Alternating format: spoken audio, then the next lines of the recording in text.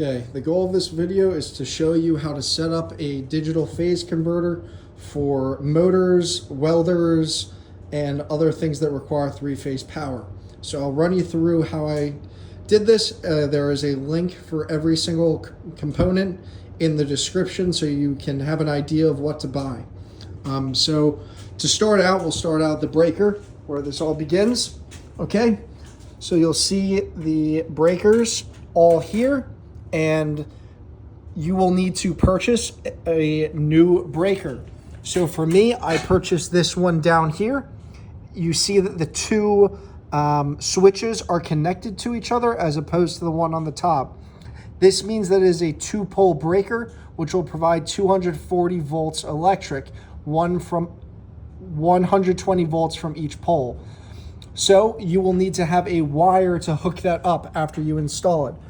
Take note of the type CH on there.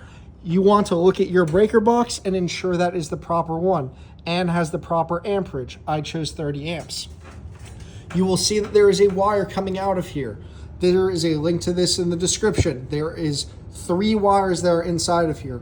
2 are for leads, or in some cases they're used for a neutral and then a positive charge one. But for this case, you'll be using 2 of them for leads only. So you'll have 1 wire going into each of your poles and then 1 ground wire going into the ground bus inside. The ground bus is also where you place your neutral wire. So you should be seeing copper wires going into the neutral bus that are exposed, but you can look at a video on how to wire a breaker for a separate video. From here, you'll see that there is an outlet that I purchased. This is a 3-prong outlet that is for 240 volts. There are 3 wires going into it, just like there are 3 wires going into the breaker. 2 of them are for the leads and 1 of them is for the ground. So there's a link to this in the description. Coming out of here is a plug. This plug is also in the description. It is a 3-wire plug. Though I'm only using 2 wires to be plugged into it, the ground is not connected. Both of these 2 wires are lead wires. They are hot at all times once this breaker is energized. So you'll purchase that and then use the same cable that is used to plug into your breaker and to this plug. From there, you'll be seeing it going to the digital phase converter.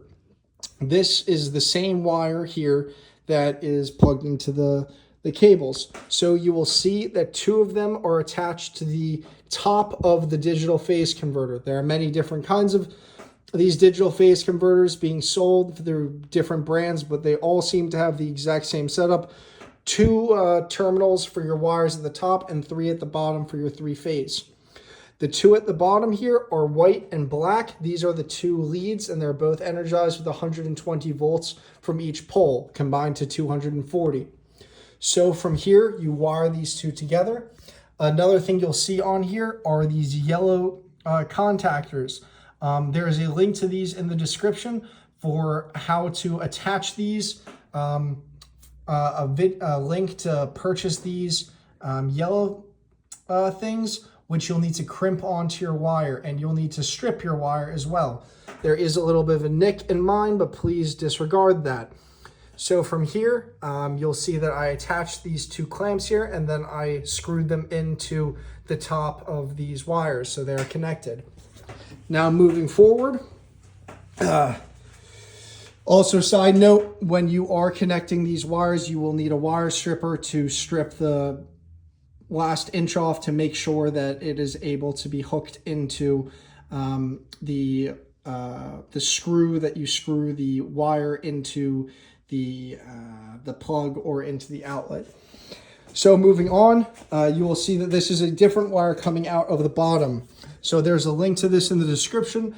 Instead of having a neutral wire on here, you will have 3 power wires, or 3 wires that can be used for various purposes. So this one, I'm using all 3 of them as leads. So each one of these is used for 3-phase power. So you'll see that I have these yellow connectors on here as well. So you have to strip the wire, and then from there you'll attach these connectors. by a crimper, and then also a hair dryer to blow on the plastic, which should make it mold closer to the copper on the wires and also the connectors here. So from there, I have it hooked up to this small terminal right here. You'll see that each phase is hooked up to one of the motor leads. So these motor leads will come with your motor, or I assume if you purchase a welder or you purchase another three-phase power device, that you'll have 3 leads there as well. So from this yellow wire that there's a link in the description, it hooks up to this bar right here. This I do not have linked in the description, but there are many things that you could use to mimic this. Also, you could simply attach the yellow wire directly to your 3-phase appliance. And to make sure, though, that you have to have the right wire coming out of your 3-phase component. Disregard all of these loose wires here because there are special wires for a control system with inside the motor. But for your 3-phase component, you should have 3 wires that you hook up to your outlet of your digital phase converter. For me, I have a motor here, and you'll see on the side of the motor that we have this diagram right here. You'll see dual voltage, single volt, and there's a high and a low for the voltages. Lower volt on the left, higher volt on the right. So your motor should come with a total of 9 wires coming out of it. Your leads are the ones on the left, 4, 5, and 6.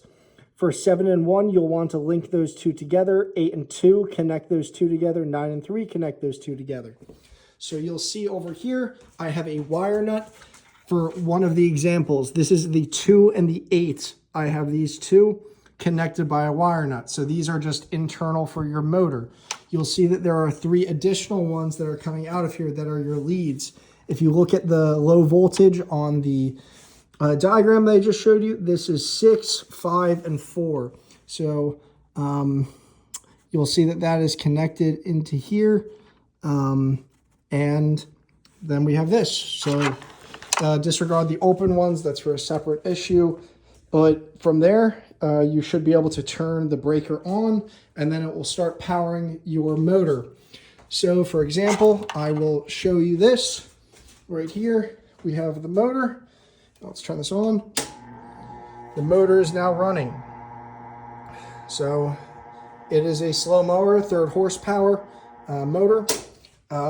Speaking of sizing now of your digital phase converter, so for me, I oversized this. It is a 5 horsepower digital phase converter with a maximum amperages of 15. So I chose the 15 amp one because on the side of my motor, it says that the locked rotor amps needs to have 14 volts or 14 amps on it. So even though it is a small horsepower motor, I chose the higher horsepower digital phase converter so it could have the high amps. If you have a low horsepower digital phase converter, the amps are particularly low compared to the horsepower needed for the motor. So that is a small video on it. If you have any questions, please go in the comments, and I'll try to make more helpful videos as I go forward with using this. And yeah, thank you. Please look at all of the items in the description. There is a link to every single one of them, so you will be able to save your headaches from what I had to figure out. So I hope it helps. There's 2 additional things that you should purchase that I did not, which is right here. There's supposed to be you see these things, it's supposed to be more safely done. So there's a component that squeezes the wire coming into your breaker, and it isolates, or it covers it up so it's a clean seal. So there's no risk of things getting in there. For me, I just taped mine up and with electrical tape. So this is just very much of a hillbilly way of going about it. But then you'll see here, you want to make sure that you have the proper sized box for your outlet plug. I would recommend researching that a little bit before buying it. So yeah, I hope this helps.